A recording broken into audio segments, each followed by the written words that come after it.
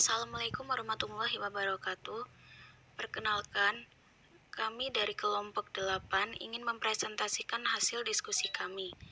Izinkan saya memperkenalkan anggota kami. Yang pertama, ada Indah Nurkusumaningrum, NPM 1901010117. Yang kedua, Alvina Rizky Sabila, NPM 1901010132. Yang ketiga, Afia Yumna Fahima, NPM 1901010147. Assalamualaikum warahmatullahi wabarakatuh. Pengertian asuransi.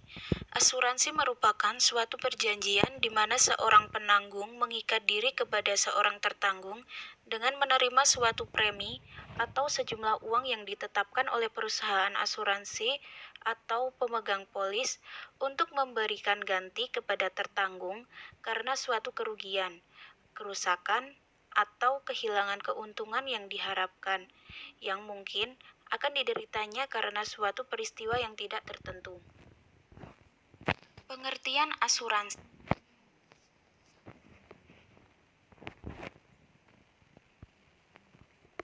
Elemen-elemen yuridis dari suatu asuransi ada 6, yaitu 1. Adanya pihak tertanggung atau pihak yang kepentingannya diasuransikan. Yang kedua, adanya pihak penanggung atau pihak perusahaan asuransi yang menjamin akan membayar ganti rugi. Yang ketiga, adanya kontrak asuransi antara penanggung dan tertanggung. Yang keempat, adanya kerugian, kerusakan, atau kehilangan yang diderita oleh tertanggung. Yang kelima, adanya peristiwa tertentu yang mungkin akan terjadi. Yang keenam, adanya uang premi yang dibayarkan oleh penanggung kepada tertanggung. Elemen-elemen yuridis. Ada beberapa macam risiko dalam hukum asuransi, yaitu yang pertama ada risiko murni atau pure risk.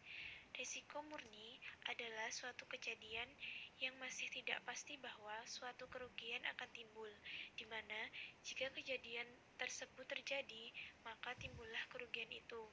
Sedangkan jika kejadian tersebut tidak terjadi, maka keadaan akan sama seperti sedia kala. Yang kedua, ada risiko spekulasi atau speculative risk. Risiko spekulasi merupakan kejadian yang akan terjadi yang menimbulkan dua kemungkinan, di mana kemungkinan pertama adalah dia akan memperoleh keuntungan, sedangkan kemungkinan kedua adalah dia akan mengalami kerugian. Jadi alternatifnya hanya dua, yaitu keuntungan dan kerugian. Yang ketiga, ada risiko khusus. Risiko khusus adalah risiko yang terbit dari tindakan individu dengan dampak hanya terdapat seorang tertentu saja. Misalnya, risiko berupa kebakaran pada mobil seseorang yang tidak menyebabkan kebakaran pada mobil orang lain. Yang keempat, ada risiko fundamental. Risiko fundamental adalah risiko yang bersumber dari masyarakat umum atau yang mempengaruhi masyarakat luas, misalnya banjir bandang atau kebakaran besar yang menimpa area yang luas, yang menelan korban masyarakat banyak. Kelima, ada risiko statis. Risiko statis adalah suatu risiko yang tidak berubah dari masa ke masa. Misalnya, risiko dari banjir, kebakaran, gempa bumi tetap saja dari dulu sampai sekarang. Yang keenam, ada risiko dinamis. Risiko dinamis adalah risiko yang berubah-ubah mengikuti perkembangan zaman. Misalnya, patah tangan bagi seseorang pemain American football dahulunya bukan risiko, tetapi sekarang merupakan risiko yang dijaminkan. Ada beberapa macam penanganan risiko asuransi. Yang pertama, menghindari risiko atau avoidance. Yang kedua, mengurangi risiko atau reduction. Yang ketiga, mempertahankan risiko atau retention. Yang keempat, membagi risiko atau risk sharing. Yang kelima, mengalihkan risiko atau transfer. Penanganan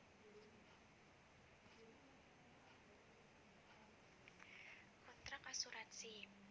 Ada beberapa asas dalam kontrak asuransi. Yang pertama, ada asas indemnity.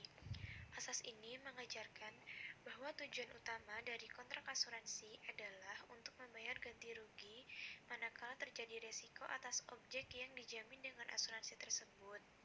Misalnya, jika asuransi kebakaran terhadap suatu rumah dan rumah tersebut terbakar, maka harga rumah tersebut mesti diganti sebesar yang ditetapkan dalam kontrak asuransi tersebut. Yang kedua, ada asas kepentingan yang dapat diasuransi.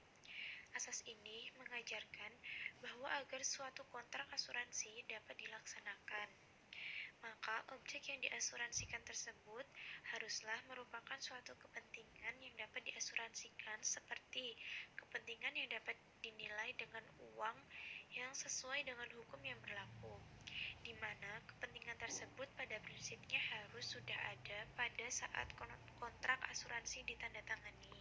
Yang ketiga, ada asas keterbukaan. Asas keterbukaan ini mengajarkan bahwa pihak tertanggung haruslah terbuka penuh, dalam artian dia haruslah membuka semua hal penting yang berkenaan dengan objek yang diasuransikan tersebut. Yang keempat, ada asuransi subrogasi untuk kepentingan penanggung.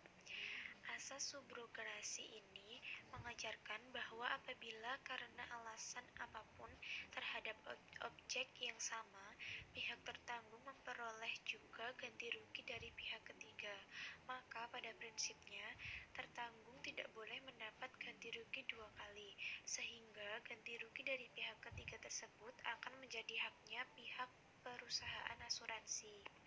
Yang kelima, ada asas kontrak bersyarat. Kontrak asuransi merupakan kontrak bersyarat. Dalam hal ini, kontrak asuransi tersebut ditentukan suatu syarat bahwa jika nantinya terjadi suatu peristiwa tertentu, maka sejumlah uang ganti rugi akan dibayar oleh penanggung. Tapi jika peristiwa tersebut tidak terjadi, maka uang ganti rugi tersebut tidak diberikan. Yang keenam, ada asas kontrak untung-untungan. Kontrak asuransi ini merupakan kontrak untung-untungan karena menurut KUH Perdata, suatu kontrak untung-untungan merupakan suatu perbuatan yang hasilnya mengenai untung ruginya baik bagi semua pihak maupun bagi pihak tertentu saja, bergantung pada suatu kejadian yang belum tentu. Dalam kontrak asuransi, pihak penanggung akan diuntungkan manakala tidak terjadi suatu peristiwa yang dipertanggungkan itu, misalnya peristiwa kebakaran dalam asuransi kebakaran. Peristiwa kebakaran tersebut merupakan peristiwa yang belum tentu akan terjadinya. Kontrak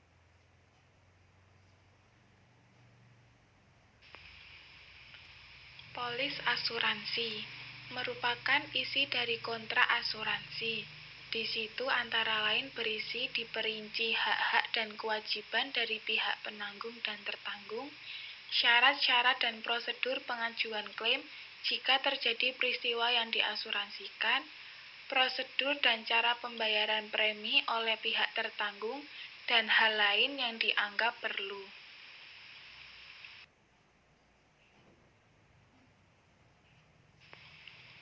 Jenis-jenis asuransi. Yang pertama, asuransi kerugian. 2. Asuransi kebakaran. 3. Asuransi pengangkutan laut. 4. Asuransi pengangkutan darat, sungai, dan perairan pedalaman. 5. Asuransi jiwa. 6. Asuransi kecelakaan. 7. Asuransi kesehatan. 8. Asuransi penerbangan. 9. Asuransi gangguan usaha. 10. Asuransi tanggung jawab hukum. 11. Asuransi kredit. 12. Asuransi deposito. 13. Asuransi kecurian atau perampokan. 14. Asuransi penyimpanan surat berharga. 15. Asuransi malpraktek. 16. Asuransi sosial. Dan yang terakhir, asuransi kendaraan bermotor.